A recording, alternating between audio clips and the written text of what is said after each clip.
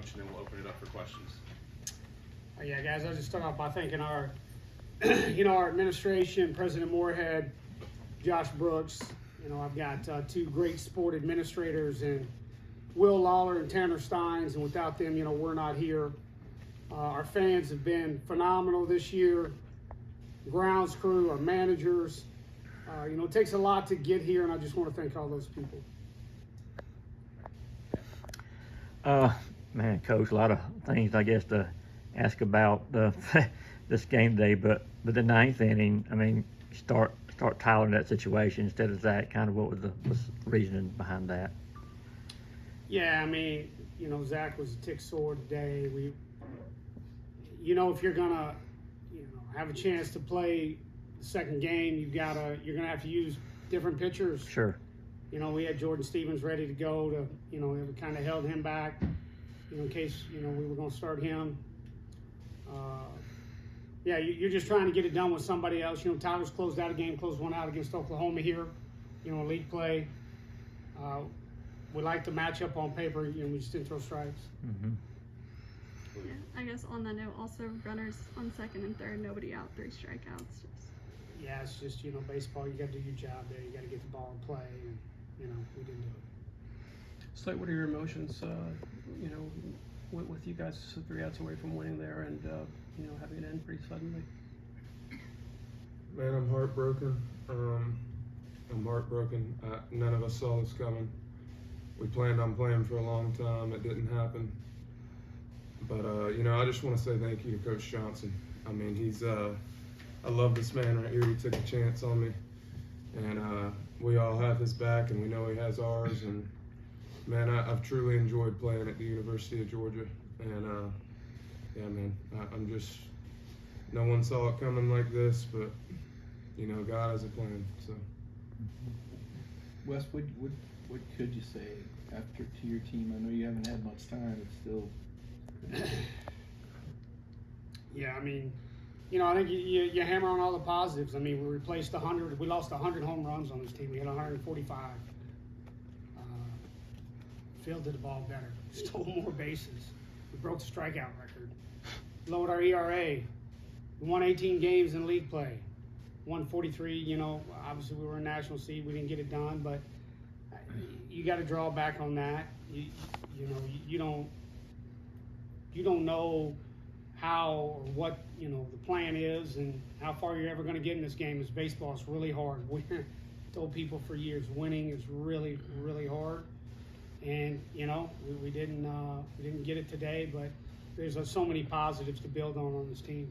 Wes, I know it's a matchup game, and I know you didn't have much to say about the seeding when it came out, but is that something that you are curious about to see how you guys ended up as a 7 with the 2 RPI?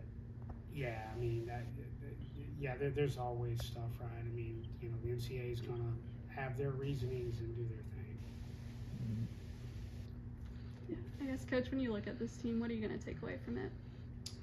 A lot of things that, I told you, we're going in the right direction. I tell you, there's a lot of people doubting if we could put up kind of offensive numbers that we put up after losing Charlie and Corey. Well, we lost 100 home runs off a team that hit 151. And, we like our model, but obviously it's got to improve. It's got to get better because we're in here now talking about this. So we got to do some things better. We will. We'll continue to find where we need to improve, and we'll try to address those needs in recruiting.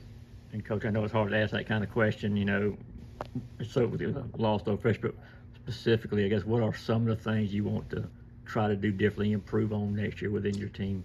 Yeah, obviously we're going to lose probably, one of the best overall players I've had, for the time in Slate. You're going to have to replace a guy who hit .330 and clutched up all year. You don't know what the draft's going to hold. Mm-hmm. Those are the other things. But we got to get a little more length out of our starters. We got to have a few more starters that can give you a little more length. Those are things that we're going to try to address, and not only in recruiting, but also in our development in the fall. And guys, I don't think you can forget about these guys like Slate and guys who've been here for 2 falls in a row. They didn't even have a locker room. I mean, don't get me wrong, it's progress and you're happy, but and then we didn't practice on a regulation field this year until January 24th. We didn't get into a locker room until February 1st, and for this team to come together and stick together and fight and glue together the way they did, under obviously some really good renovations and everything that we received from it is just a testament to how strong a character they really are. Wes, you used 6 pitchers today. Obviously, a lot more yesterday. What goes into putting together your 27-man roster? I know Charlie Goldstein's a veteran that wasn't on the roster. How do you make those decisions? What was the reason he wasn't on there? I'm not going to talk about specifics, but I'll give you a little insight. We live in the information age, and we'll just go hypothetical here. We'll use the Duke Blue Devils. They hit 30 points higher against left-handed pitching. Not every pitcher or hitter hits a side better than the other. You have some guys known as reverse split guys. So if a guy's a 20-point reverse split guy and the other team's hitting 30 points higher on that side,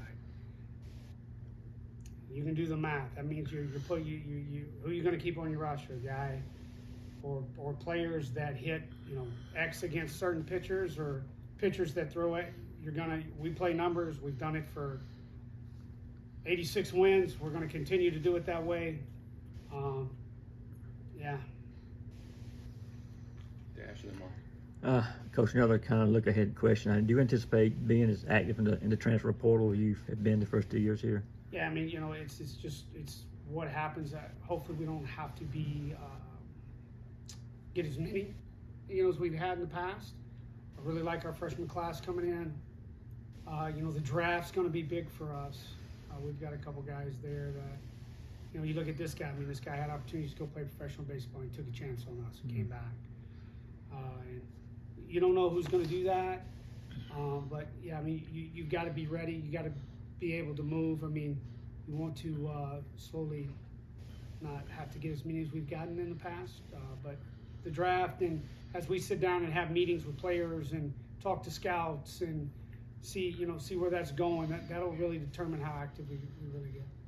You mentioned you have a highly rated freshman class coming in, and guys that are on this team that are also expected to be pretty good draft position. Do you have a good sense that you think of what your roster might look like to a certain extent? Yeah, I mean, it's on paper though, right? But it's so soft and loose. The draft is such an imperfect science. You got 30 clubs. It just takes one to really like a player more than the other 29, and they push in their chips, and you're thinking you're in the clear, and then they come in and get your guy. And so it's really hard to say on paper. I like where our roster is, like what we've got coming in, what we've got coming back. We are going to have to supplement some in the portal. But like I say, it's such an ebb and flow to what's going on. We've got 2 really high profile high school players. We'll just have to see how that shakes out. Dash, and then Mike. Coach, JT Quinn, I know through 78 pitches, I think that was the most he's thrown this year. Is that kind of going your decision to take him out to start the 5th? Yeah, I mean, the guy threw the ball well. I mean, I know he gave up 3. Yeah. 6 strikeouts, 1 walk, and whatever. I mean, JT, we couldn't ask more out of JT this year. I mean, the guy I think he had a 9 ERA last year. He finished the year with a 2.79. Mm-hmm. Couldn't ask for more out of him. Mm-hmm. Yeah, but I mean, I told him after the 3rd, I knew his pitch count was getting high. I brought him over. I said, "You're gonna have to empty the tank right here. We're gonna need you." At that point, you're looking at the game, and it's 5-3, and they got some guys coming up that we don't necessarily like to match up with him, and so he emptied the tank and did his job and got back in and put a 0 up, and when he did that, we knew he was done. Mm-hmm. Last one for Mike. Slade, I know this is really fresh, but I got to ask you, as a guy coming in from the outside, there's going to be other guys that come into Georgia. What are they going to get when they become a part of the program under Wes? Man, first of all, like I said, I'm just blessed to be here. He took a chance on me, and I'll be forever grateful for that. And I mean, what you get in Coach Johnson is someone that's going to study the game and figure out how he can, get you to your highest potential. And man, he knows more about the game than anyone. I mean, this guy was in the big leagues. I think if players want to play pro ball and they want to go to the next level and they want to win, most importantly for Georgia, and I mean, I don't see another place that's better in the country to come play baseball. And like I said, man, I'm thankful for the university. I'm thankful for this place.